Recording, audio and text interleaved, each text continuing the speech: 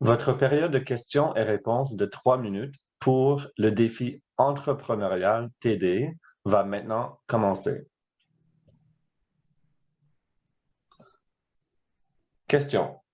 Quelle partie de votre projet trouvez-vous la plus innovante et pourquoi? Est-ce que les filles, vous voulez commencer ou je me lance? peux y aller. En fait, je dirais que c'est le contexte vraiment particulier. On voulait monter ce projet-là depuis un moment. C'était quelque chose qui nous intéressait autant au niveau de la faculté, autant pour les nouveaux étudiants, essayer d'offrir le plus d'encadrement possible.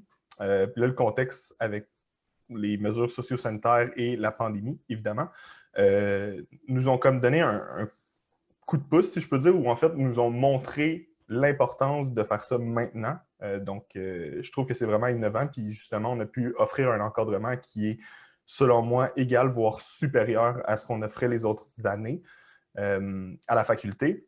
Et donc, on a des étudiants comme Camille et Audrey qui sont en première année, qui sont engagés comme j'ai jamais vu d'étudiants engagés en première année. Donc, ils sont seulement à leur deuxième session, participent à des projets.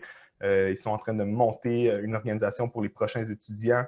Ils ont fait des démarches, autant eux que les autres étudiants de la tribu Kennedy qui ont fait des démarches vers des organismes pour s'impliquer, voire offrir peut-être de leur temps pour leur premier stage. Donc, c'est vraiment quelque chose qui est innovant selon moi et qui va apporter grandement autant à la profession qu'à la faculté et à l'Université de Sherbrooke.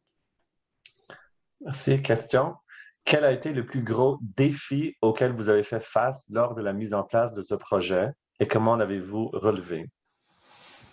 Définitivement les connexions Internet pour les rencontres. On a essayé le plus possible de trouver des méthodes, comme par exemple se lancer la balle, qui est en fait de se lancer le tour de parole. Ça a été une façon d'offrir un peu plus de temps pour ceux qui avaient des connexions plus difficiles et de s'adapter définitivement si on avait quoi que ce soit. Mais je dirais vraiment que les technologies ont été autant une façon de se rapprocher, autant une façon plus difficile de se connecter un à l'autre. Et donc, on avait tous hâte à la fin de pouvoir se rencontrer en vrai pour pouvoir organiser une activité sportive ou juste organiser une grande discussion autour d'une table. Donc, ouais. Avez-vous une stratégie de sortie pour ce projet? De sortie, on parle juste pour être sûr par exemple, de la continuité du projet. En fait, je n'ai pas le droit de répondre aux questions. OK. À ce moment-là, si je le comprends comme ça, moi, de mon côté, je ne voyais pas le projet comme étant... en fait, je ne voyais pas la fin de ce projet-là, ça, c'est certain.